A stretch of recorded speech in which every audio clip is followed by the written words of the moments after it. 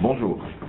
Donc nous allons commencer le webinaire sur la synthèse des lois de finances et nouvelles applications applicables en 2019. Donc merci d'être présent à ce webinaire.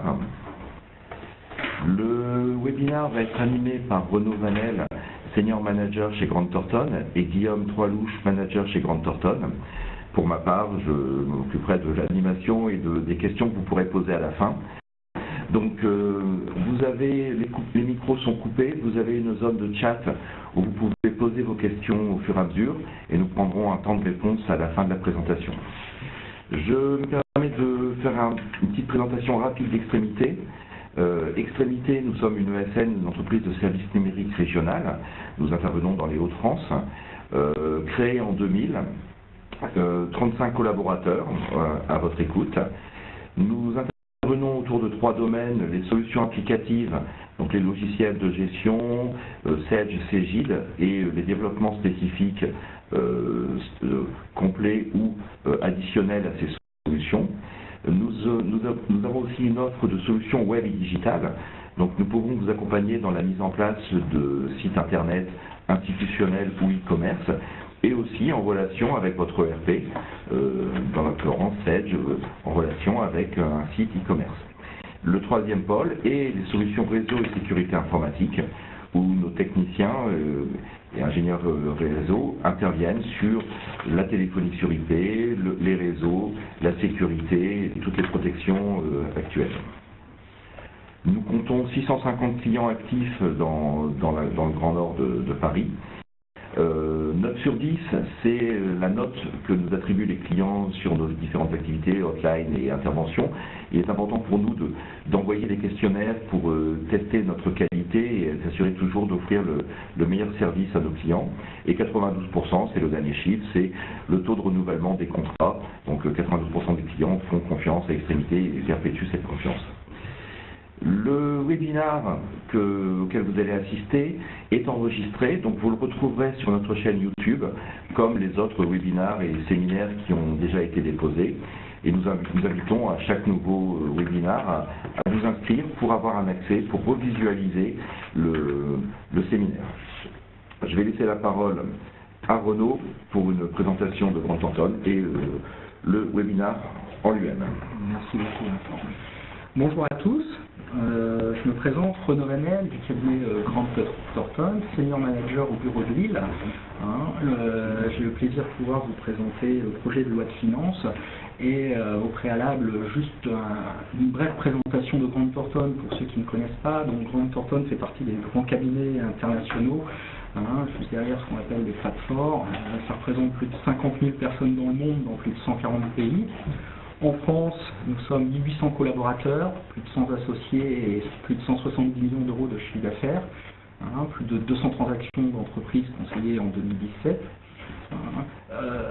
Précisément dans les Hauts-de-France, si on focalise un peu, nous sommes 3 bureaux.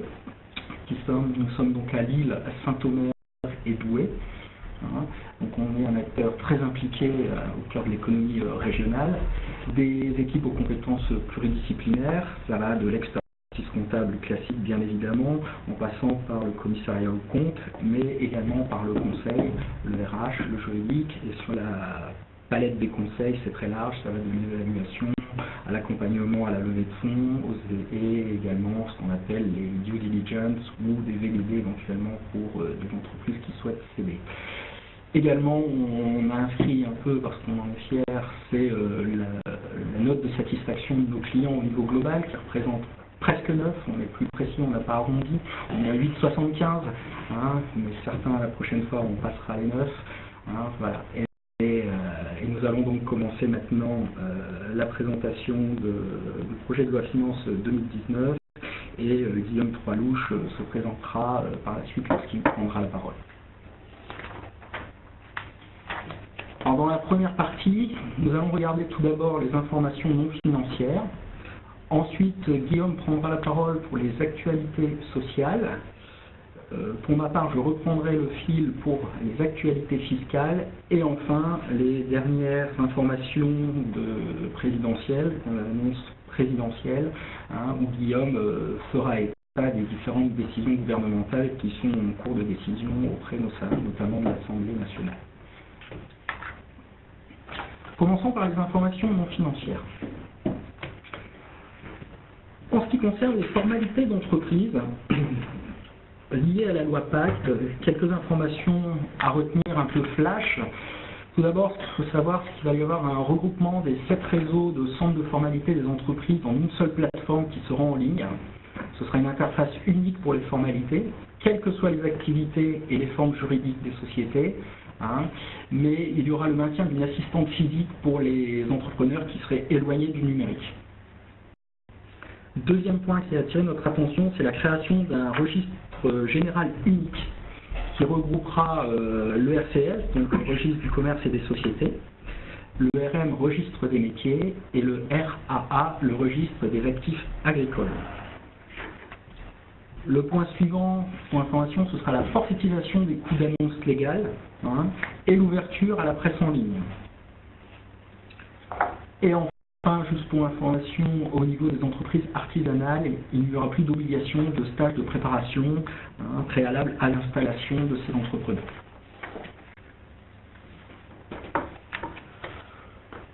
Toujours au sujet de la loi Pacte, alors j'insiste sur une chose, on est encore sur des bases de projets qui sont suffisamment avancées, mais rien n'est encore décidé d'un point de vue légal. Nous allons parler maintenant un petit peu des seuils au niveau du commissariat aux comptes. Ce sujet intéresse bon nombre de nos clients et intéresse particulièrement la profession des commissaires aux comptes, bien évidemment, comme vous pouvez l'imaginer. Donc, ce qu'il faut savoir, c'est qu'il va y avoir un alignement des seuils d'obligation de nomination des commissaires aux comptes sur des niveaux européens. C'est effectivement l'Europe qui insuffle, pour la France en tout cas, la remontée des seuils. Donc, il y aura toujours dans le principe de dépasser 2 des 3 nouveaux seuils, qui seront maintenant un total de bilan de 4 millions d'euros, un chiffre d'affaires de 8 millions d'euros, et enfin, les effectifs à hauteur de 50 personnes. Tous ces nouveaux seuils seraient applicable à compter des exercices ouverts à partir du 1er janvier 2019. D'autre part, par rapport à cette loi Pacte et ses seuils, il y aura une harmonisation des seuils pour toutes les sociétés commerciales, que ce soit SA, SCA, SRL, SAS, tout le monde aura les mêmes seuils à ce niveau-là, donc ce qui sera une simplification quand même dans la lecture et dans l'approche. Ensuite, l'autre sujet, c'est l'aménagement des seuils en cas de groupe de sociétés. Il y aura la suppression du régime propre au SAS. Ce qui sera maintenu, ce sera la nomination d'un commissaire aux comptes dans une société qui contrôlerait d'autres sociétés, et le cumul de l'ensemble de ces sociétés en termes de chiffre d'affaires, de bilan et d'effectifs doit dépasser au moins 2 des 3 seuils. Et enfin, dernière information, toujours sous réserve de confirmation, c'est qu'il y aura l'obligation de finir les mandats de commissariat aux comptes en cours. En ce qui concerne la suppression du rapport de gestion, qui était déjà un sujet, il y a eu des précisions depuis le 11 août 2018 pour les petites entreprises, et c'est pour ça que vous voyez apparaître pour les exercices clos à compter du 11 août 2018. Quoi de neuf? Eh bien en fait, il y aura une dispense d'établir un rapport de gestion qui sera étendu à toutes les sociétés, y compris sociétés anonymes et sociétés en commandite par action, qui ne dépassent pas les seuils de la petite entreprise.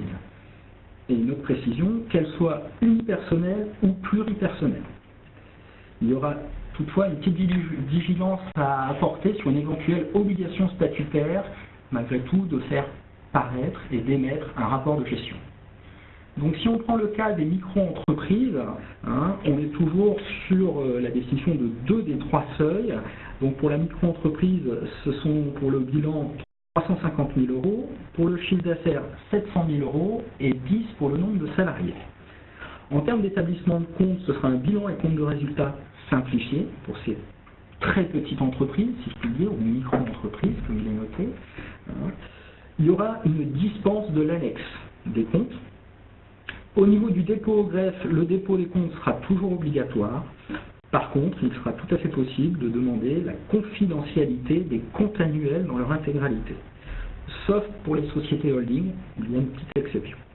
Et enfin, au niveau du rapport de gestion, de même, il sera dispensé non seulement d'établir, et bien évidemment de déposer, le rapport de gestion pour ces micro-entreprises. Toujours l'exception pour les sociétés holding. Pour les petites entreprises, donc les petites entreprises, dans la définition au niveau des comptes annuels des sociétés commerciales non cotées, c'est exactement les mêmes seuils que pour le commissariat aux comptes que je viens d'établir précédemment. C'est que nous avons donc les seuils toujours 2 des 3 seuils, total du bilan 4 millions, chiffre d'affaires 8 millions, nombre de salariés 50. À ce niveau-là, en termes de compte, il sera obligatoire d'établir le bilan et compte de résultats simplifié et une annexe qu'on dit simplifiée. Donc c'est une annexe allégée qui ne retire pas l'intégralité des informations qu'on met dans une annexe classique. Au niveau des dépôts au greffe, les dépôts sont toujours obligatoires et on pourra demander la confidentialité, mais uniquement pour le compte de résultats sur demande. Contrairement à la micro-entreprise, c'est la confidentialité intégrale des comptes annuels. Au niveau des petites entreprises, c'est uniquement le compte de résultats. Et de même, au même titre que les micro-entreprises, les petites entreprises seront dispensées d'émettre, d'établir et de déposer leur rapport de gestion. Enfin, pour toutes les autres sociétés, donc plus grosses que les petites entreprises, là il y a une obligation intégrale sur l'ensemble des éléments, à savoir bilan et compte de résultats, annexe détaillée, dépôt et publicité obligatoire des comptes, et enfin établissement et dépôt obligatoire du rapport de gestion. Nous allons passer maintenant à l'actualité sociale et je vais laisser la parole à Guillaume pour couvrir ce thème. Alors, bonjour à tous, Guillaume Tralouche, je suis manager au sein du cabinet Grant Thornton. Je vais aborder avec vous les notions liées aux actualités sociales dans un premier point. Pour un premier temps, certains points seront des rappels et feront écho à des réformes à partir du 1er janvier, puis d'autres sont réellement des liens directs avec les lois de finances ou les lois de financement de la sécurité sociale. Dans un premier temps, un morceau qui concernera un rappel et qui interviendra sur une nouveauté au 1er janvier par la suite. C'est l'utilisation des bulletins de paye clarifiés. Normalement, tout le monde, depuis le 1er janvier 2018, doit avoir un bulletin de paye qui est dit simplifié, le terme exact étant clarifié. Et il y a eu un arrêté fixant trois nouvelles grandes mentions, en tout cas 3 nouvelles grandes étapes. La première qui est passée, c'est celle du 13 mai, avec les mentions relatives aux mesures du pouvoir d'achat, suite à différentes réformes sur les charges sociales. Et bien, il y a de nouvelles mentions qui sont censées apparaître sur les fiches de paye, dont une principale, qui est inscrit entre guillemets, dont évolution de la rémunération liée à la suppression des cotisations chômage et maladie. L'idée est de faire comprendre aux salariés, par une simple lecture rapide de sa fiche de paye, quelle est l'économie de charge sociale réalisée par ses soins, et donc par effet rebond, quel pouvoir d'achat il a gagné grâce à la suppression ou à l'aménagement de ses charges sociales. Ensuite, il y a eu suppression de la mention de la cotisation salariale maladie, et enfin, plus tourné vers du vocabulaire, nous ne parlons plus de CSG non imposable, mais de CSG déductible. Depuis le 1er octobre également, il n'y a plus de part salariale concernant la contribution d'assurance chômage. Et la nouveauté intervient à partir du 1er janvier 2019 sur 2 aspects, tant sur le régime de l'unifié de l'Agirc-Arrco, sur lequel on fera un point juste après, et surtout sur le prélèvement à la source. À partir du 1er janvier 2019, toutes les fiches de paye devront contenir plusieurs mentions liées au PASS, l'assiette du PASS, le taux, le montant de la retenue du PASS, et 2 salaires nets à payer. Le premier faisant état du salaire net réellement payé passe déduit, et le deuxième faisant état du salaire net qui aurait été payé s'il n'y avait pas eu cette réforme. Pour ceux qui ont opté pour la phase de test, depuis peut-être octobre, voire novembre, vous avez déjà ces mentions sur les bulletins de paye. Ce n'est qu'une phase de test, la différence entre maintenant et celle du 1er janvier étant tout simplement le fait que le PASS est fourni à titre indicatif, bien évidemment il n'est pas prélevé. Un petit focus sur les retraites complémentaires avec l'unification de l'Agirc et de l'Arrco en 2019. L'idée est d'avoir une fusion entre les deux régimes, si bien qu'il n'y aurait plus de distinction entre les salariés cadres et non cadres. Comment ça va se passer au niveau des cotisations? Eh bien, la base en elle-même ne va pas changer, strictement aucun changement sur le calcul même de la base.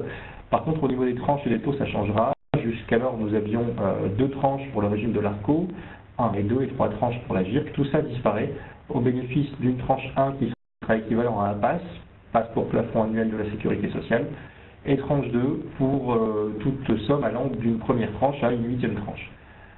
L'idée au niveau des taux, c'est que globalement, il faut retenir que si vous êtes actuellement cotisant sur les taux légaux, eh bien, les taux qui sont indiqués, taux global, part patronale à 60% et part salariale à 40%, ceux que vous voyez sur le slide, traduisent finalement une légère augmentation des cotisations retraite, tant pour la part patronale que pour la part salariale. Également, quand on parle de cotisation retraite, on parle de cotisations annexes. Elles vont quasiment toutes disparaître, bien évidemment au profit de la création de nouvelles. L'APEC va demeurer, par contre AGFF, CET et GMP disparaîtront au profit de deux contributions dites d'équilibre, l'une générale et l'autre technique. Vous voyez les taux juste en dessous. Les taux qu'on vous a indiqués sont des taux globaux, la répartition étant la même que pour les retraites juste au-dessus, 60 pour l'employeur, 40 pour le salarié. Une autre réforme qui impliquera des modifications surtout administratives à partir de 2019, puis 2020 et 2021, c'est la formation. Toute entreprise finance la formation de ses salariés, que ce soit par le fait de payer des formations en direct ou que ce soit par le fait de verser ça à un organisme collecteur qui assure le reversement des formations. Il y a eu une volonté de renouveler le modèle social avec d'abord une ordonnance du 22 septembre 2007 qui avait instauré un renforcement du dialogue social. Ce qui nous intéresse le plus aujourd'hui, c'est la deuxième étape, c'est la loi Avenir Professionnel pour la réforme de la formation. Quelle est l'idée à partir du 1er janvier 2019? Tout simplement de regrouper les deux taxes en question, l'une étant la formation professionnelle, et là d'une entreprise à l'autre vous n'avez pas le même taux, ainsi que la taxe d'apprentissage, là par contre la plus grande majeure partie des entreprises ont le même taux. L'idée est de regrouper ces deux taxes en une seule contribution unique présentant les deux volets. Alors qu'on s'entende, ça ne changera absolument pas les taux de cotisation actuels, l'idée c'est plus une simplification administrative de regrouper les deux volets. Par contre, sur les collectes, ça va changer. Jusqu'alors, vous versiez ces deux taxes, aussi bien la formation que l'apprentissage, avec un an de décalage. Au 28 février de l'année suivante, vous payez ces cotisations liées aux contributions, liées aux rémunérations N-1. C'est ça qui va changer. L'idée, c'est un petit peu comme le prélèvement à la source, d'allier la taxe directement à la rémunération qu'elle vit en temps réel. Comment ça va se passer? Eh bien, il y aura forcément un petit rattrapage dans le temps de rattraper entre guillemets ce décalage. En 2019, en février 2019, vous verserez les cotisations assises sur les salaires en 2018 et fin 2019, voire tout début 2020, vous verserez les cotisations liées aux rémunérations 2019. Le principe est comme le prélèvement à la source, sauf que là, en l'occurrence, il n'y a pas d'année blanche, donc toute année sera due. À compter de 2020, le régime sera différent puisque les cotisations seront versées au fur et à mesure des rémunérations, chaque mois, ce qui fait qu'on n'aura plus de décalage créé, si bien que dès 2021, ce sont les URSSAF qui récupéreront les recouvrements directement dans les bordereaux, ce qui simplifiera administrativement la chose, ce qui, je le rappelle, à ce stade ne prévoit pas un changement des taux de cotisation.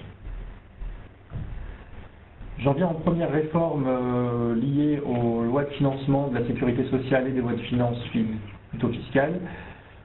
Le CICE, toute entreprise qui jusqu'alors avait des salariés qui percevaient des rémunérations inférieures à 2,5 fois le SMIC, bénéficiait d'un CICE, crédit d'impôt compétitivité emploi. Je reprends le CITS de 4% également, c'est pour les structures qui ne bénéficient pas du CICE, qui était de 4%. Tout ça, ça va disparaître, bien que le CICE et le CITS vont disparaître définitivement. En contrepartie de quoi, l'État a prévu la création de 2 nouvelles baisses de charges sociales, de sorte à ce que ça puisse faire un transfert. Vous verrez que dans l'ensemble, il s'agit d'un simple transfert de taux. Les bases d'ailleurs vont rester les mêmes, par contre l'impact fiscal ne sera absolument pas le même. Dans un premier temps, il y aura une baisse des cotisations patronales d'assurance maladie, et ensuite il y aura ce qu'on appelle un élargissement de l'allègement général dégressif que j'emploierai comme étant réduction Fillon, puisque jusqu'alors elle s'appelait comme ça, et la plupart des personnes la connaissent sous ce nom-là. Toute personne qui possède une rémunération en dessous du SMIC, il y aura une baisse de charge sociale patronale d'environ 6 points, mais environ 6 points, je ne vais pas m'attarder sur celle-là, parce qu'il est rare que les personnes soient tout de même payées en dessous du SMIC. Ça vise également des contrats particuliers, comme par exemple les contrats pro. Toute personne qui aura une rémunération comprise entre le SMIC et 1,6 fois le SMIC, la chose sera légèrement différente. Il y aura la baisse forfaitaire de 6 points, comme avant, vous aviez le CICE de 6 points, et il y aura un allègement général dégressif, l'ex-réduction Fillon, cette partie-là ne changera pas. Puis pour toute rémunération qui ira de 1,6 SMIC à 2,5 SMIC, eh bien il n'y aura que la baisse forfaitaire de 6 points, puisque la réduction Fillon s'arrête à 160% du SMIC. C'était déjà le cas avant, ça sera encore le cas après. Également, à partir du 1er janvier, ce fameux allègement général dégressif, entendu réduction Fillon, qui ne comprenait jusque-là que des méthodes pour baisser les charges sociales liées à l'URSSAF, on y intégrera les cotisations de retraite complémentaires. Alors attention, le changement au 1er janvier ne va pas être transcendant en termes d'économie pour cette partie-là. C'est à partir du 1er octobre que ça sera un petit peu plus marquant, puisque dans un deuxième temps, cette réduction Fillon intégrera tant les cotisations d'URSSAF comme avant, les cotisations retraite à partir du 1er janvier, et les cotisations sociales patronales liées au Pôle emploi à partir du 1er octobre. Si bien que ça fait une augmentation de la réduction Fillon d'environ 4 points, enfin de 4 points, et donc un taux de réduction maximale qui va de 32,2% à 32,6%, la différence étant le final qui dépend de la taille de votre entreprise, des effectifs qui y sont associés. Donc à ce stade, ça ne change pas grand-chose dans le sens où le CICE de 6 points sera remplacé par une économie de charges sociales de 6 points. Et en l'occurrence, ça par contre, ça se modifie légèrement, c'est le renforcement de la réduction Fillon. Pour rappel simplement, on précise que la réduction Fillon a un côté très variable à la chose. Plus la personne est payée proche du SMIC et plus le taux de réduction Fillon est important. Plus vous allez vous éloigner de la rémunération au SMIC, plus le taux de réduction de charges sociales sera faible, si bien qu'à 160% du SMIC, eh bien, il n'y a plus de réduction Fillon. En termes d'incidence, par contre, ce n'est absolument pas la même chose. C'est le petit encadré que vous avez en bas, écrit en rouge.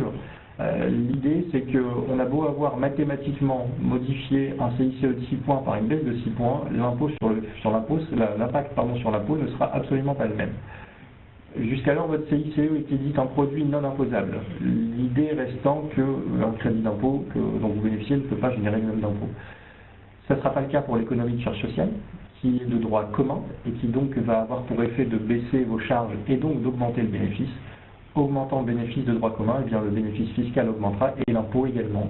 Donc pour caricaturer, deux structures qui auront exactement la même composition, l'une bénéficiant du CICE et l'autre bénéficiant de la réduction de charges, ne paiera pas le même impôt, la deuxième paiera un impôt un petit peu plus alourdi.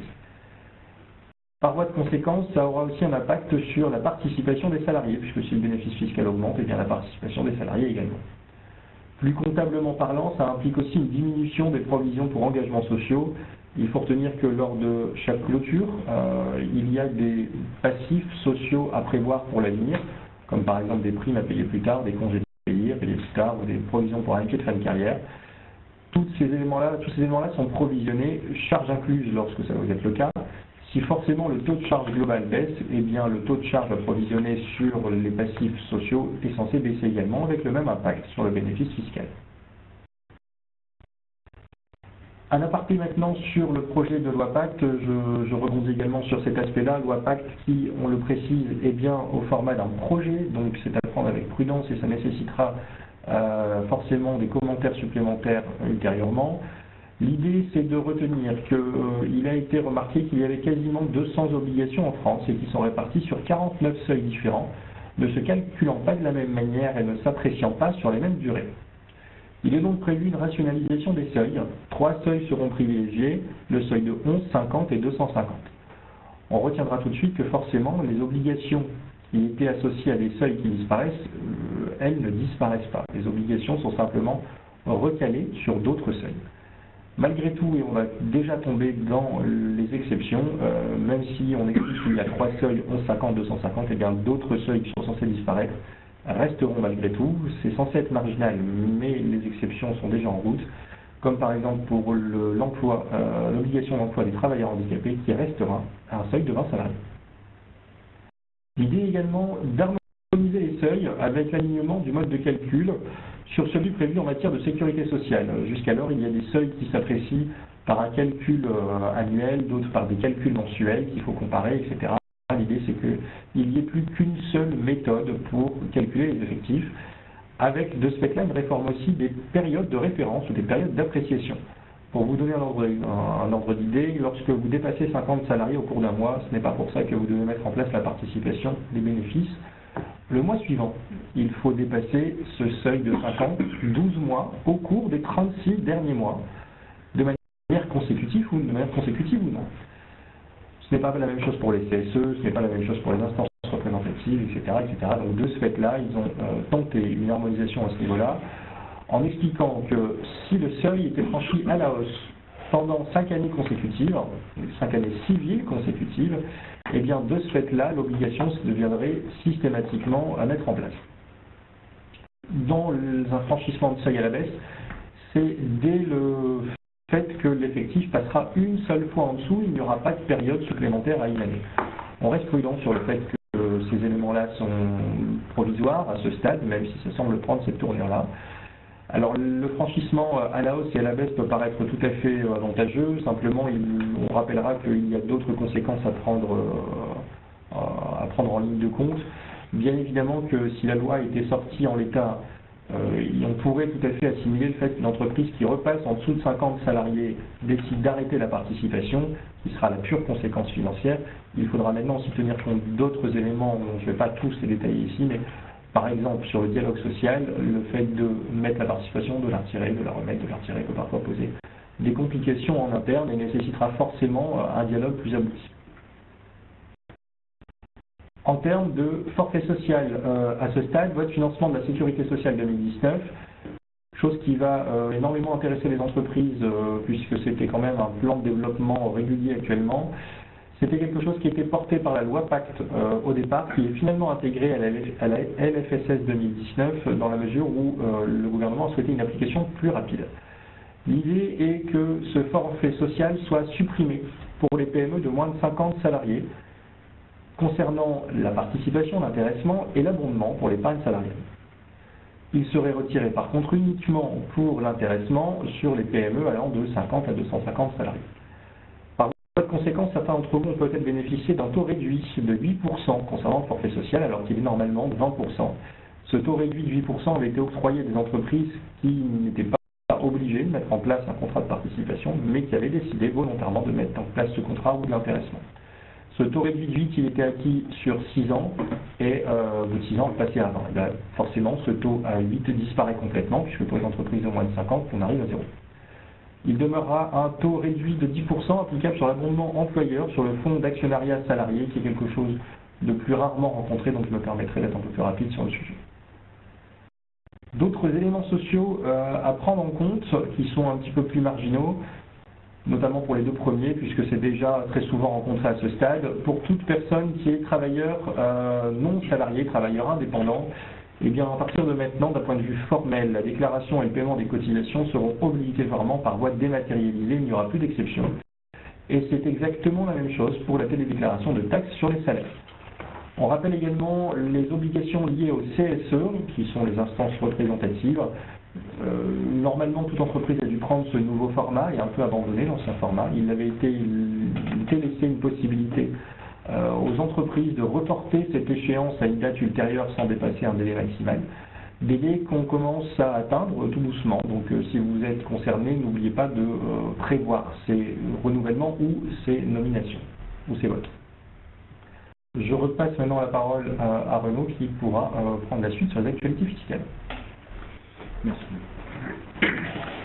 Alors au niveau des actualités fiscales, il y aura deux volets. Le premier volet concernera les entreprises et le second concernera plus précisément les particuliers. Concernant les entreprises, premier point, tout d'abord il y aura un assouplissement de l'irrévocabilité de l'option pour l'IS. Le dispositif actuel prévoyait la chose suivante, c'est que certaines sociétés de personnes, ou EIRL, qui n'entraient pas normalement dans le champ d'application de l'impôt société, pouvaient opter pour cet impôt et y être assujettis. Cette option était en principe irrévocable, sauf pour certaines sociétés, de famille notamment, ayant opté avant le 1er janvier 1981, donc par définition très marginale. Le projet de loi de finances 2019 fait un petit retour en arrière et laisse une opportunité aux entreprises ayant opté pour l'IS de pouvoir révoquer cette option, selon les modalités suivantes. La possibilité de renonciation, elle sera ouverte jusqu'au 5e exercice suivant celui au titre duquel l'option a été exercée. En pratique, c'est avant la fin du mois précédant le versement du premier acompte d'IS de cet exercice. En l'absence de renonciation dans ce délai, l'option pour l'IS devient irrévocable. Donc le délai de 5 ans est à retenir pour les sociétés intéressées. Par contre, ce qu'il faut savoir, c'est qu'à partir du moment où on avait opté, qu'on renonce à cette option, il est impossible de réopter dans le futur à nouveau pour l'IS. Cette mesure est applicable à compter des exercices clos au 31 décembre 2018. Donc, comme dit précédemment, c'est-à-dire qu'en pratique, la mesure sera appliquée pour la première fois aux entreprises versant leur premier acompte d'IS le 15 mars 2019. Au niveau de l'intégration fiscale, les dispositifs en vigueur sont les suivants à ce jour. Il faut savoir qu'il existe une exonération d'IS des dividendes éligibles au régime mère-fille, sauf la fameuse quote-part de frais et charges de 1%. Cet article va être modifié. Ensuite, il existait des neutralisations des distributions intragroupes non éligibles au régime mère-fille. Ce point-là est purement et simplement supprimé. Il existait le mécanisme de la quote-part de frais et charges sur les plus-values à long terme sur cession de type de participation, et l'on verra par la suite, c'est un dispositif qui est modifié. Les deux suivants, que sont la neutralisation de la quote-part des frais et charges en cas de cession intragroupe de type de participation et la neutralisation des subventions et abandons de créances intragroupe, sont également supprimés. Et enfin, le dernier point qui a attiré notre attention, c'est que la facturation à prix coûtant des livraisons de biens ou de prestations de services intragroupe est maintenant légalisée. Faisons un point en premier lieu sur l'extension du taux de la quote-part des frais et charges de 1% sur les dividendes. Le dispositif en vigueur actuel prévoit l'exonération des dividendes reçus dans le cadre d'un régime mère-fille sous réserve de l'imposition d'une quote-part des frais et charges. Cette quote-part de frais et charges était d'un montant de 5%. Les sociétés bénéficiaires membres d'une intégration fiscale avaient, elles, par contre, un taux de quote-part de frais et charges de 1%. Ça concerne principalement les dividendes intragroupes et les dividendes reçus d'une société de l'Union européenne ou de l'espace économique européen qui rempliraient les conditions pour être membre de ce groupe si elle était établie en France, c'est-à-dire une détention au moins de 95% depuis plus d'un an. Ce que prévoit le projet de loi de finances 2019, c'est une extension de la quote-part de frais et charges de 1% aux dividendes versés à une société non membre d'une intégration fiscale par une filiale de l'Union européenne, Islande, Norvège et Liechtenstein inclus, sous réserve que les deux sociétés remplissent les conditions pour faire partie du même groupe intégré si la société étrangère avait été établie en France. Ensuite, au niveau de la suppression de la neutralisation des distributions intragroupes qui sont non éligibles au régime mère-fille. Le projet de loi de finances prévoit la chose suivante. Il y a une exonération des dividendes intragroupes non éligibles au régime mère-fille à hauteur de 99%. C'est-à-dire que ça correspond tout simplement à la réintégration des 1% de la quote-part des frais et charges. C'est un alignement sur le traitement fiscal des dividendes éligibles au régime mère-fille. C'est également applicable aux dividendes reçus de filiales de l'Union européenne, encore Islande et Norvège et Liechtenstein intégrés, sous réserve toujours que la filiale étrangère remplisse depuis plus d'un exercice les conditions posées pour l'appartenance à un groupe intégré si elle avait été établie en France. Slide suivant, on évoque la quote-part de frais et charges sur les plus-values de cession intragroupe de type de participation. Le taux sur la réglementation en vigueur applicable était de 12% sur ces plus-values nettes à long terme, concernant les cessions de type de participation. De plus, un autre article de loi prévoyait la neutralisation de la quote-part des frais et charges au niveau du résultat d'ensemble. L'évolution du projet de loi de finances 2019 prévoit deux choses. D'une part, c'est ramener la quote-part de frais et charges non plus à 12 mais à 5%. Par contre, en contrepartie de cela, il n'y aura plus de neutralisation de cette fameuse quote-part de frais et charges au niveau du résultat d'ensemble. C'est-à-dire que vous soyez en intégration fiscale ou pas, vous paierez toujours de l'impôt sur les 5% de ces opérations qui sont les suivantes. D'une part, nous avons les cessions intragroupes. Nous avons aussi des cessions entre une société intégrée fiscalement et une société de l'Union européenne ou de l'espace économique européen qui remplirait les conditions pour être membre de ce même groupe fiscal si elle était établie en France. Et enfin, le troisième cas, ce sont les cessions entre une société non intégrée, à condition que cette absence d'intégration ne soit pas due à un défaut d'option, à une société de l'Union européenne et de l'espace économique européen, sous réserve que les deux sociétés, cette fois-ci, remplissent exactement les conditions d'éligibilité à l'intégration fiscale en France, si les deux sociétés avaient été établies en France. Il faut savoir une petite précision. Il y a maintien de la déneutralisation de la quote-part et frais et charges sur les plus-values à long terme réalisées au cours d'un exercice qui serait ouvert avant le 1er janvier, mais dont la cession aurait eu lieu postérieurement au 1er janvier. Ça, c'est une petite précision pour les exercices qui sont à cheval, qui ne clôturent pas au 31 décembre.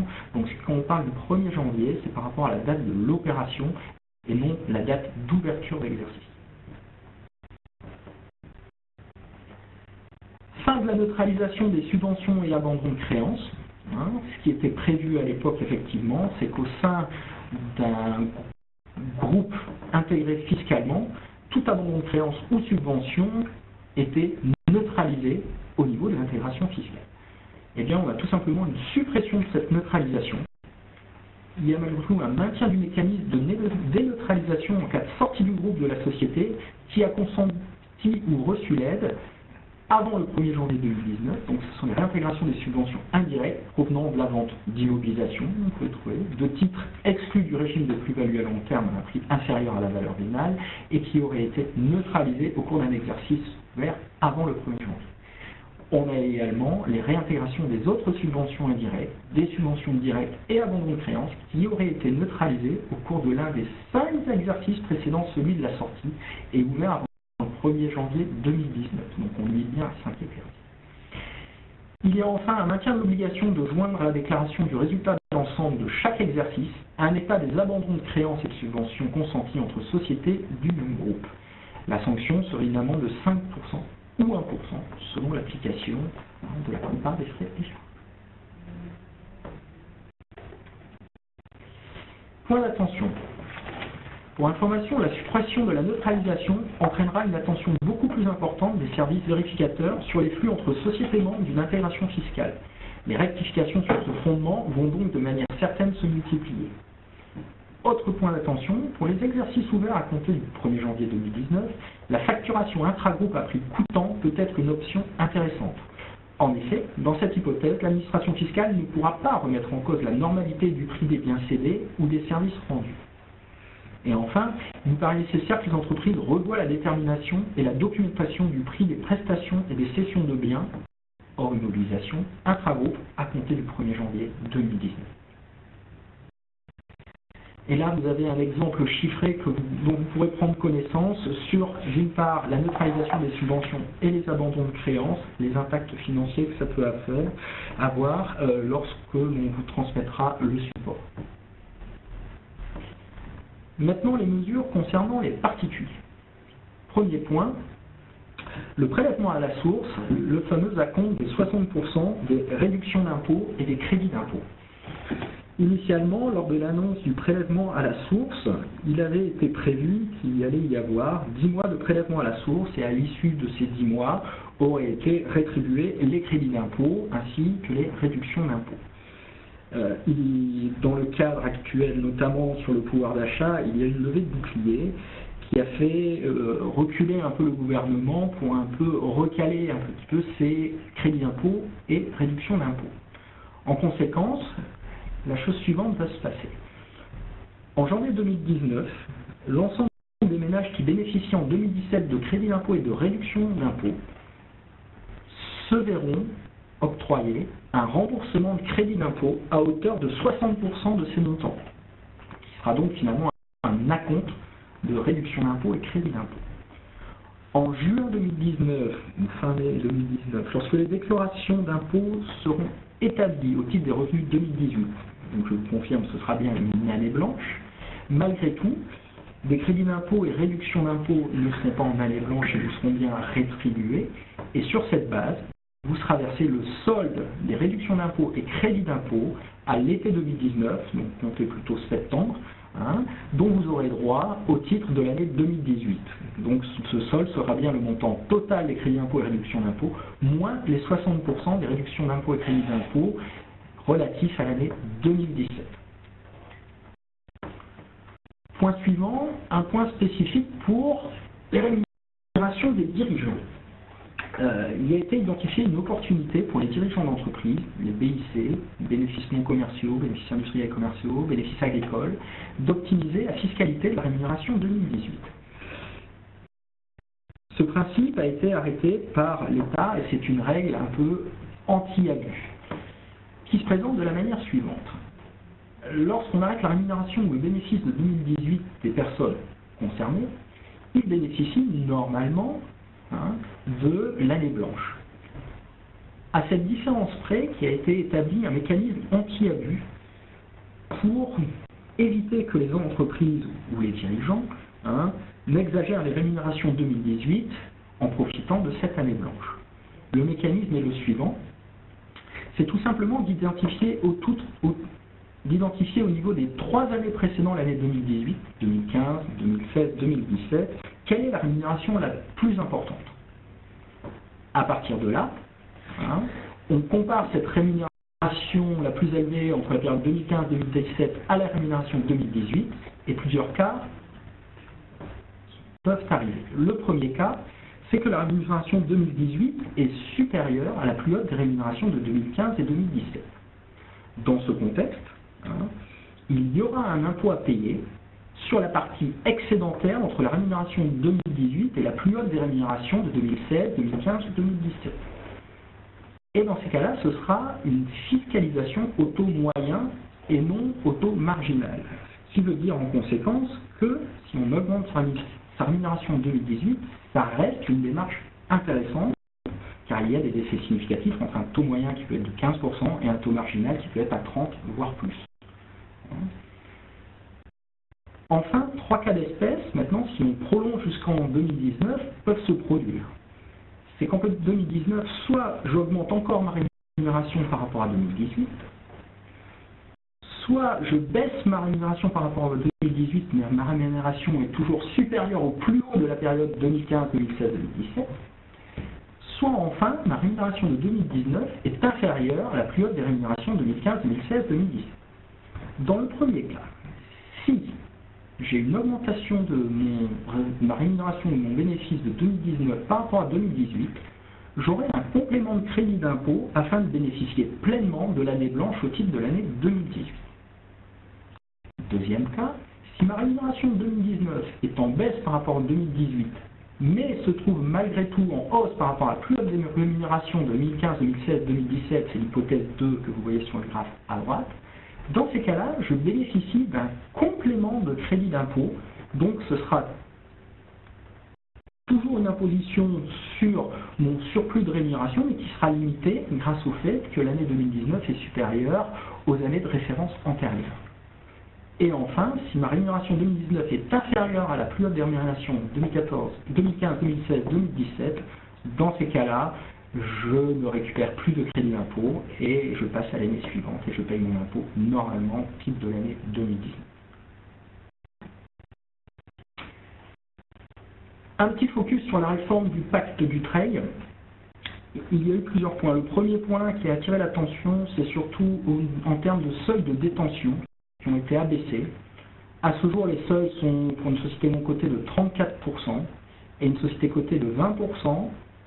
Le projet de loi de finances prévoit de rabaisser à 17% les droits financiers, alors qu'on peut maintenir à 34% les droits de vote. Et pour les sociétés cotées, on passe de 20% de droits financiers à 10% des droits financiers, en concernant 20% des droits de vote.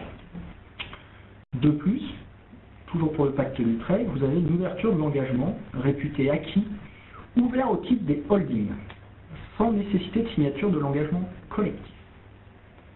Et enfin, il y a un assouplissement sur les opérations pendant les phases d'engagement, qu'elles soient collectives ou individuelles, de conservation des titres. Certaines opérations sur titres peuvent être autorisées sans remettre en cause l'exonération partielle. L'aménagement du CITE, c'est le crédit d'impôt pour la transition énergétique. C'est un crédit d'impôt qui varie entre 15 et 30% sur certaines dépenses en faveur de la transition énergétique. La liste des investissements d'investissement est assez large et ce crédit d'impôt est valable jusqu'au 31 décembre 2019. Le projet de loi de finances prévoit d'une part la prorogation d'un an de ce crédit d'impôt, soit jusqu'au 31 décembre 2019. La liste, malgré tout, est un peu plus limitative en excluant à compter du 1er janvier 2019 les dépenses suivantes. L'installation de chaudières au fioul, notamment. Il était envisagé d'exclure les parois vitrées, mais finalement, ça a été réintroduit il y a 2 jours, hier. Réintroduction des parois vitrées dans les CITE. Ce qu'il faut savoir par rapport au crédit d'impôt CITE au niveau des parois, c'est que ce sera limité à 100 € par fenêtre. Il y a également l'extension aux dépenses d'installation sous conditions de ressources, selon les spécificités dans les équipements. Et enfin un CITE à 50% pour la dépose d'une cuve à fioul. On attire votre attention toujours sur le plafond pluriannuel de dépenses, qui est de 8 000 € pour une personne seule et 16 000 € pour un couple, majoré de 400 € par personne à charge. Enfin, en fin d'année 2019, il est prévu la conversion du crédit d'impôt pour la transition énergétique en versement de prime énergie en fonction de seuil de revenus. On a noté rapidement une simplification de l'éco du prêt à taux zéro. Alors ce dispositif permet d'améliorer la performance énergétique globale de sa résidence principale ou réaliser des bouquets de travaux qu'on appelle. Et les logements considérés comme résidence principale et construction achevée avant le 1er janvier 1990. La loi de finances prévoit les choses suivantes. D'une part, elle ouvre un peu aux habitats construits depuis plus de 2 ans. Il n'y a plus de nécessité de réaliser des bouquets de travaux. Et enfin, il y a un élargissement de l'éco prêt à taux zéro aux résidences secondaires. Les conditions financières sont identiques, 30 000 € maximum, remboursables sur 15 ans. Et il y a toujours le cumul possible entre le crédit d'impôt pour la transition énergétique et l'éco prêt à taux zéro. En autres éléments fiscaux que nous avons identifiés, il y a la souscription au capital de PME, direct ou indirect, où déjà en 2018, il était prévu normalement de passer d'une réduction de 18 à 25%, qui n'a pas eu lieu. On est dans l'attente de voir si ce projet prendra forme au cours de l'année 2019. Deuxième point, il y a une réforme sur la fiscalité des brevets et logiciels en cours. C'est un alignement sur les règles européennes, où le taux d'IS applicable, quand on est soumis à l'IS, sur les redevances et plus-values sur les brevets et logiciels serait au taux de 15%, et en matière d'IRPP, ce serait également un taux de 15%, auquel s'ajouterait la CSG-CRDS d'un taux global de 17,2%, soit en tout en matière d'IRPP un taux de 32,2%. Et enfin, il y aura la suppression de 20 taxes à faible rendement, c'est ramener quelques dizaines de millions d'euros à l'État, ce qui est peu significatif par rapport à l'effort de recouvrement, et on s'attend à l'année prochaine encore à une vingtaine de taxes à faible rendement qui disparaîtront. Je vais reprendre la suite sur les annonces présidentielles. L'idée est de vous faire un point dans un premier temps des choses connues à ce jour. Alors on est conscient que ça peut rester très provisoire puisqu'il faut retenir que toutes ces annonces à ce stade montrent bien que le caractère d'annonce n'est absolument pas le caractère de loi. Donc il y a des choses à prendre avec beaucoup de prudence dans la mise en application. C'est suite, comme tout le monde a pu le remarquer, aux dernières contestations dites Gilets jaunes. Plusieurs annonces ont été prises, en tout cas plusieurs engagements ont été pris. Le premier concerne une augmentation du salaire minimum net de 100 €. Je vais m'arrêter tout de suite là-dessus parce que contrairement à ce qu'on peut entendre de part et d'autre, ce n'est absolument pas le SMIC qui va augmenter de 100 €. L'augmentation du SMIC reste exactement celle prévue. Elle était prévue à 1,8 et de mémoire, elle doit se dénouer finalement à 1,5%. Le reste, pour aller de ce taux-là à 100 €, passera en réalité par l'augmentation de la prime d'activité, donc ce n'est pas un coût côté employeur. Également, il y aura la mise en place de la défiscalisation des heures supplémentaires dès janvier 2019, qui était plutôt prévue après les vacances d'été. La possibilité d'une prime exonérée de charges sociales et d'impôts, avec un plafond à 1 000 €, on va faire un focus dessus juste après spécifiquement là-dessus. L'annulation de l'augmentation de la CSG pour les retraites de moins de 2 000 €. Un effort des très grandes entreprises et des hauts revenus, à ce stade très loin d'être abouti. l'exigence de poursuivre les réformes de l'État, de l'assurance chômage et des retraites et le lancement d'un débat national. En termes de planning, comment ça va se passer? Eh bien, il y a un projet de loi qui va faire l'objet de plusieurs, mais surtout d'une grande consultation en urgence très prochainement dans les différents organismes et les organes représentatifs. L'idée, c'est de pouvoir voter très rapidement ces lois dans la suite des opérations, avec 3 volets majeurs: la prime exceptionnelle, les heures sup et la CSG pour les retraités. La prime spécifiquement, comment ça va se passer? Il faut retenir qu'elle est dite facultative. Elle n'a absolument aucun caractère obligatoire et elle est donc laissée à la capacité de chaque entreprise. L'idée, c'est qu'elle soit exonérée, tant pour le salarié que pour l'employeur, de sorte à ce qu'elle coûte euro pour euro vis-à-vis du versement. Elle serait exonérée de cotisations patronales et salariales, de CSG-CRDS et d'impôt sur le revenu jusqu'à 1 000 € par salarié, et uniquement pour les salariés étant rémunérés jusqu'à 3 SMIC, pareil étant précis sur les 3 600 € net, bien environ, puisque d'une branche d'activité à l'autre, ça ne donne pas exactement le même montant. Elle devra faire l'objet d'une mise en place jusqu'au 31 mars, soit par l'accord dans l'entreprise, soit par la mise en place d'une décision unilatérale qui devra être actée avant le 31 janvier. Le versement de cette prime, finalement, n'est pas exigé avant le 31 décembre. Elles peuvent être versées entre le 11 décembre et le 31 mars. Ce n'est pas forcément problématique. La prime ne doit pas se substituer aux augmentations et aux primes prévues par les accords de branche d'entreprise ou les usages de l'employeur. L'idée restant toujours la même, c'est la même chose que lorsque vous mettez en place un contrat d'intéressement ou de participation. Ce sont normalement des avantages sociaux qui viennent en supplément et pas à la place d'eux. La prime étant la prime Macron, revêtant exactement le même caractère. L'idée, c'est que ce soit vraiment un effort supplémentaire. Effort que je rappelle facultatif.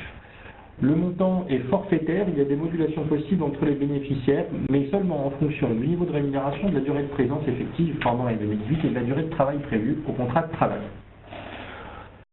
On rappelle simplement qu'à ce stade, il n'y a peut-être pas de précipitation à avoir pour le versement de cette prime. En effet, dans un premier état, il fallait qu'elle soit versée avant le 31 décembre. Ce n'est plus le cas maintenant.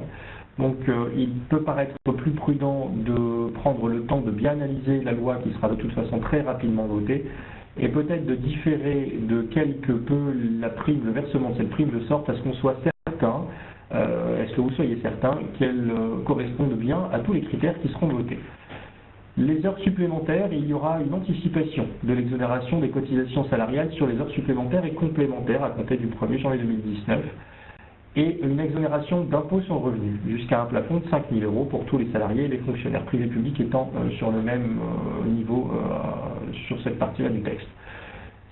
Ça rejoint un petit peu ce que nous avions connu il y a quelques années sous la forme d'heures supplémentaires Sarkozy.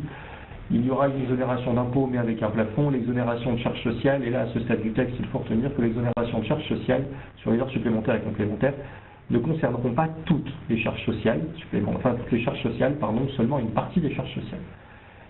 La CSG sur les retraités, il est prévu l'instauration d'un taux de 6,6% pour les retraités, dont les revenus de pension pour une personne seule et sans autre source de revenus sont inférieurs à 2 000 € net mensuels en 2019.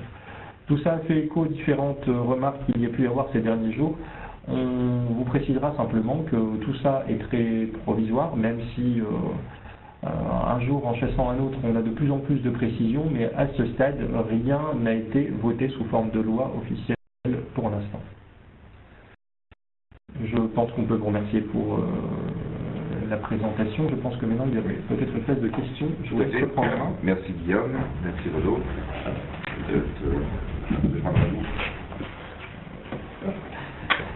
Donc oui, merci Guillaume pour cette présentation. Nous vous invitons à poser vos questions via le chat. Donc je vais afficher sur notre écran la zone de chat pour voir s'il y a des questions. Vous avez normalement une zone chat sur votre affichage pour pouvoir poser des questions. Pour l'instant, il n'y a pas de questions.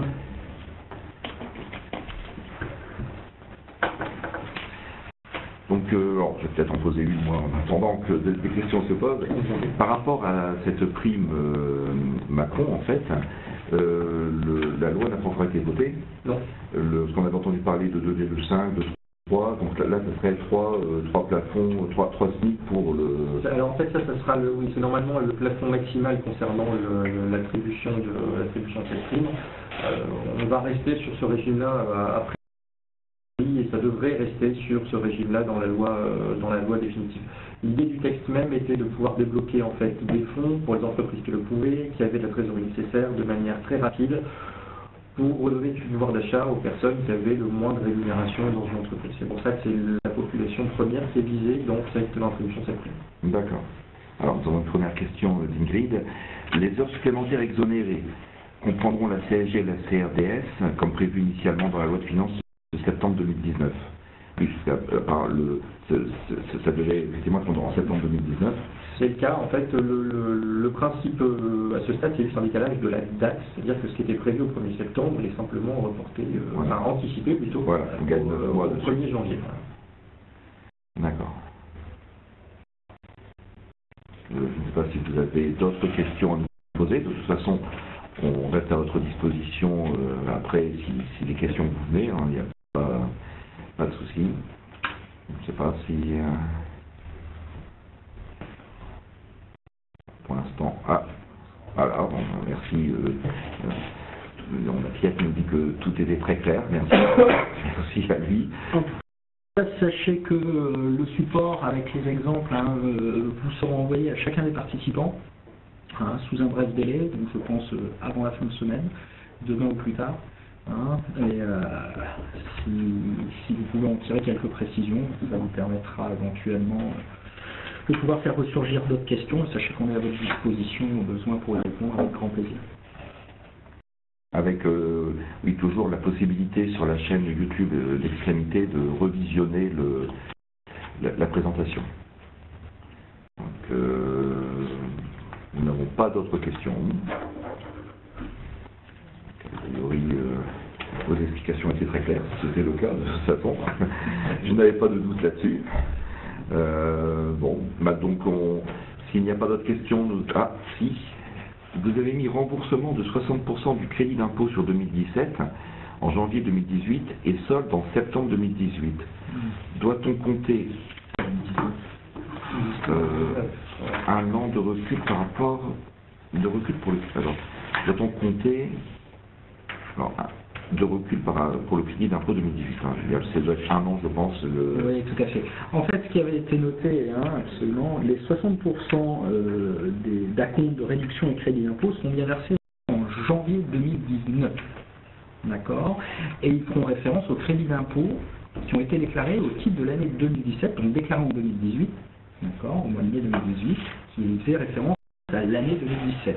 Donc comme les impôts ont cette information des montants de crédit d'impôt et réduction d'impôt, ils pourront verser en janvier 2019 un acompte de 60% sur cette base-là.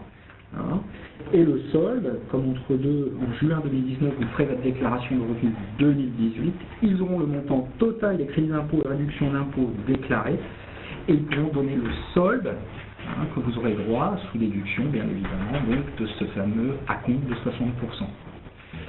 Donc c'est bien en janvier 2019 qu'il y aura la compte de 60% sur la base des crédits d'impôt et réduction d'impôt de 2017, et le solde rembourser les crédits et réduction d'impôt à l'été 2019, plutôt en septembre, qui auront été acquis au titre de 2018 sous réduction de ce fameux acompte.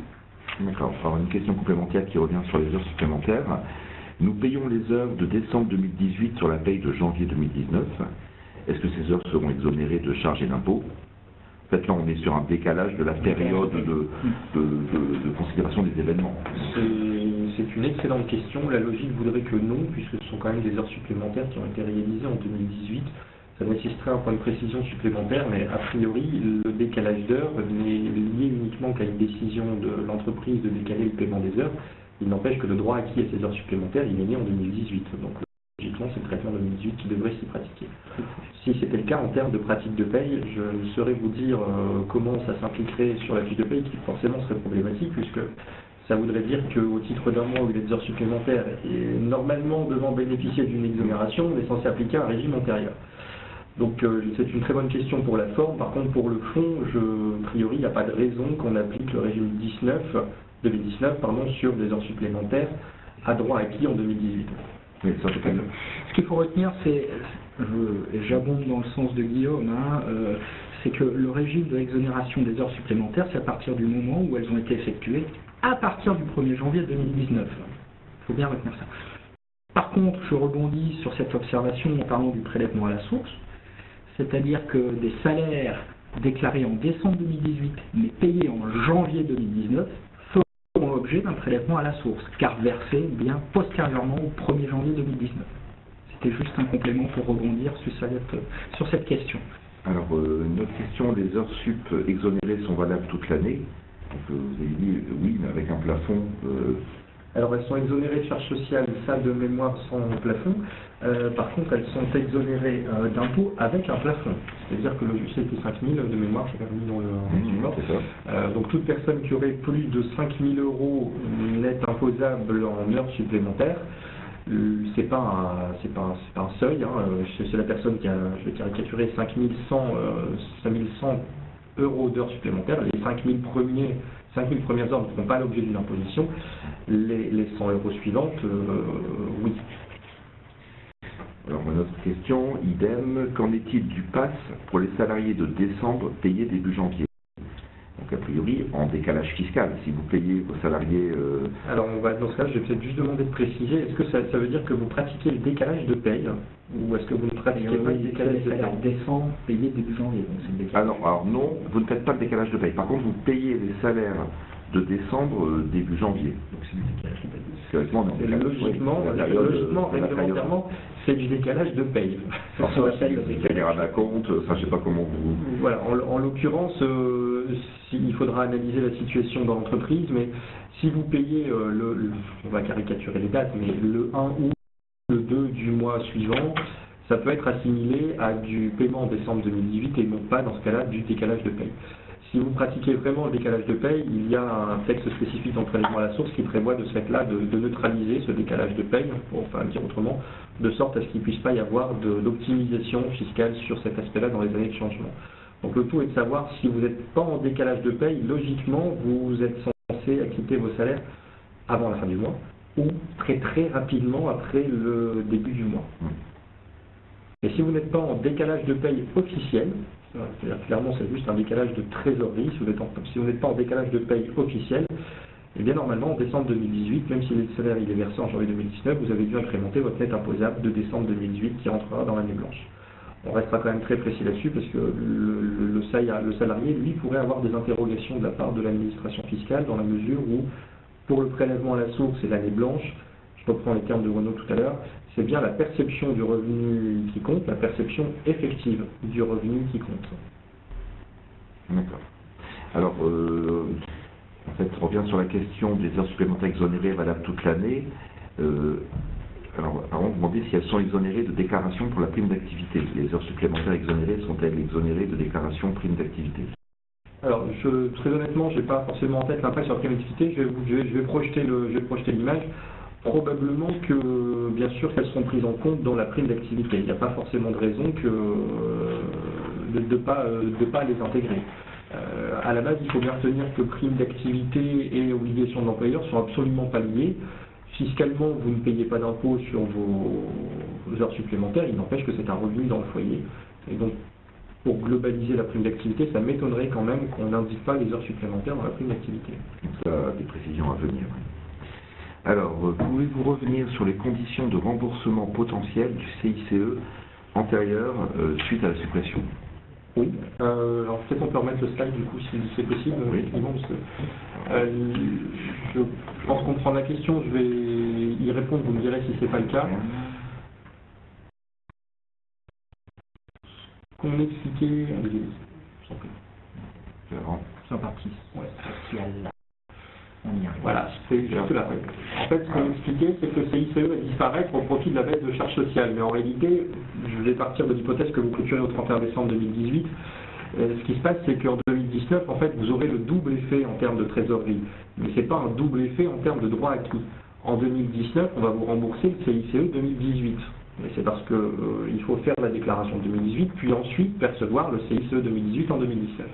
Et dès janvier 2019, vous aurez la baisse des charges sociales sur les rémunérations à compter du 1er janvier 2019. Quand on dit qu'il y a suppression du CICE à partir de 2019, c'est suppression du droit acquis à CICE, ce n'est pas du droit de paiement ou du solde du CICE des années antérieures. Je ne sais pas si c'était l'objet de la question, du coup, si ce n'était pas le cas, vous m'aurez peut-être de préciser, comme ça j'essaierai d'être un peu plus. Donc ça c'était la question en non, c'est marqué Pruvot. C'est clair, voilà. C'est clair. Merci. Je sais pas si d'autres questions. Oui. L'entreprise va bien toucher son CICE 2018 en 2019. Oui, absolument. La compte. Et lors de la liquidation de l'impôt société, du solde de l'IS. En fait, ça peut être reporté à bien plus lointain en termes de timing. Je vais prendre une autre hypothèse, c'est que si vous ne clôturez pas au 31 décembre, vous savez que lorsque vous avez une clôture décalée, on ne vous rembourse pas le CICE au titre de votre exercice, mais au titre de l'année civile de l'année civile clôturée du 31/12 inclus dans votre exercice. Donc en réalité, ceux qui clôturent au 30 juin ou 30 septembre, ceux qui clôturent au 30 septembre 2018 vont se faire rembourser, là si ce n'est pas déjà le cas, très prochainement, le CICE 2017. Elles se feront rembourser après le 30 septembre 2019 le CICE au titre de 2018. Donc on dit qu'il n'y a pas le cumul, en réalité s'il y a le cumul, il y a le cumul en trésorerie. Et cet effet n'est pas forcément que sur les premiers mois de l'année 2019, il peut être reporté à bien plus loin puisque tout dépend de votre date de clôture. Donc nous allons voir le CICE 2018 en 2019 plus la réduction de charge de 6 points. C'est exactement le cas. En termes de résultat, ça ne sera pas le cas puisque votre résultat 2018 est impacté par le CICE 18 et votre résultat 19 il est impacté par l'économie de charge sociale 19, mais en trésorerie, vous aurez le double effet. D'ailleurs, il y a un autre système qui peut avoir un effet négatif sur la fiscalité avec ce nouveau système, mais inversement, un avantage plus lié à la trésorerie, c'est qu'il faut retenir que là, l'économie de charge sociale, vous n'allez pas attendre un an, et pour ne pas dire plus d'un an, puisqu'il faut attendre que vous déposiez votre solde d'IS pour récupérer le CICE. Là, vous allez faire l'économie, mais en fait au mois le mois. À chaque fois que vous déposez votre déclaration d'URSSAF, l'économie, elle sera directe. Donc en termes de trésorerie, c'est plus avantageux. Fiscalement, un petit peu plus coûteux, en termes de trésorerie, beaucoup plus avantageux. D'accord. Apparemment, je n'ai pas de nouvelles questions. Merci. Bon, je pense que nous allons pouvoir clôturer ce webinaire. Vous souhaitez de bonnes fêtes de fin d'année. Et encore une fois, remercier Renaud et Guillaume pour cette présentation claire et ces réponses à ces différentes questions. Une extrémité d'avoir participé à ce webinaire. Merci à eux. Merci, bonne fête de fin d'année. Et puis à très prochainement sur un autre événement webinaire. Merci à tous. Merci à tous. Bon après-midi.